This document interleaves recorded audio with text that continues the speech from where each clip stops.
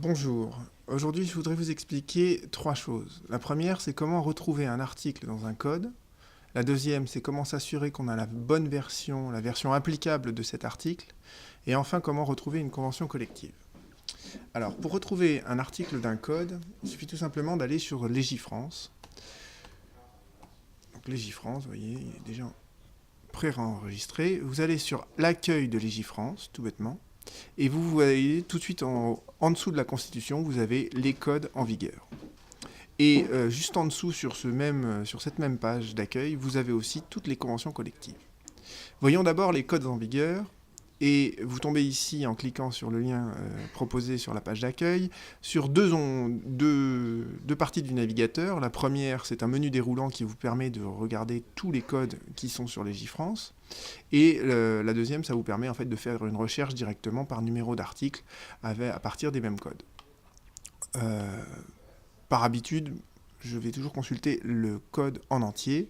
Donc là, sélectionnons le code du travail, par exemple, et vous pouvez soit le télécharger en PDF, si vous voulez l'avoir une version locale, soit vous pouvez directement le consulter sur le site de Légifrance, ce que nous allons faire maintenant. Et là, vous tombez sur le code du travail, et ce qui est important, c'est de bien voir que là, le code du travail que vous avez, c'est la version qui est en vigueur au jour où vous le consultez, qui n'est pas nécessairement la version du code du travail qui était applicable aux faits qui vous intéressent. Et prenons par exemple l'exemple de la discrimination. Donc vous avez, en cliquant sur ce lien, toute la section, tout le chapitre en fait, sur le principe de non-discrimination. Et si on prend l'article L 1132.1, vous voyez bien que juste à côté de l'article, il y a « En savoir plus » sur cet article. Pourquoi faut-il en savoir plus? Parce que si on clique là-dessus, vous allez retomber sur l'article 1132.1, mais avec toutes les versions successives qu'il a connues jusqu'à sa dernière version qui est en vigueur depuis le 2 mars 2007. Mais si les faits de discrimination remontent à une période antérieure au 2 mars 2017, par exemple, s'ils se sont déroulés entre le 26 juin et le 20 novembre 2016, vous devez alors consulter la version qui était en vigueur à ce moment-là. Donc cliquez sur ce lien, et là vous tombez sur l'article 1132.1, tel qu'il était applicable au moment des faits de discrimination qui se sont déroulés.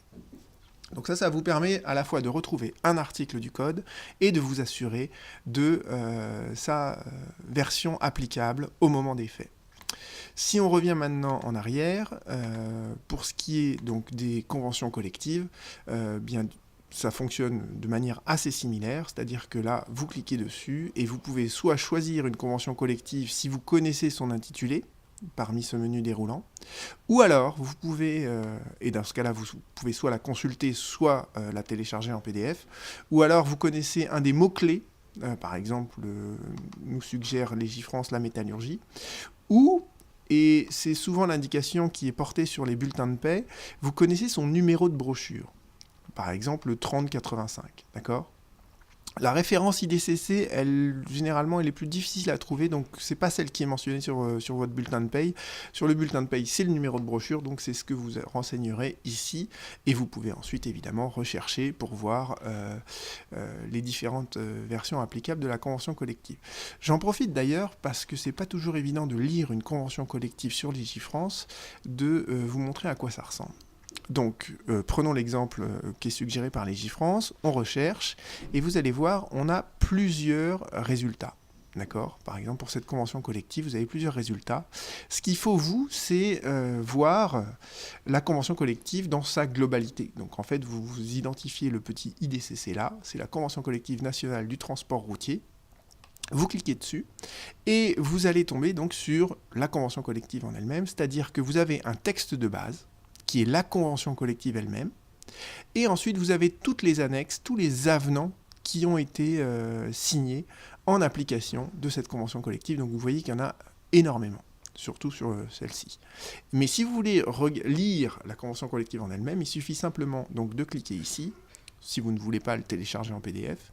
Et la navigation sur Légifrance pour les conventions collectives n'est pas tout à fait évidente, au sens où ce menu déroulant là n'est pas très pratique, et donc pour lire tous les articles de la convention collective, donc vous pouvez faire le menu déroulant comme ça. Et à la fin, pour passer d'un article à l'autre, il faut cliquer sur bloc suivant. D'accord, que vous retrouvez aussi en haut de l'écran pour passer d'un article à un autre. D'accord, une fois que vous faites ça, vous arrivez à naviguer dans la convention collective. Voilà, je vous remercie.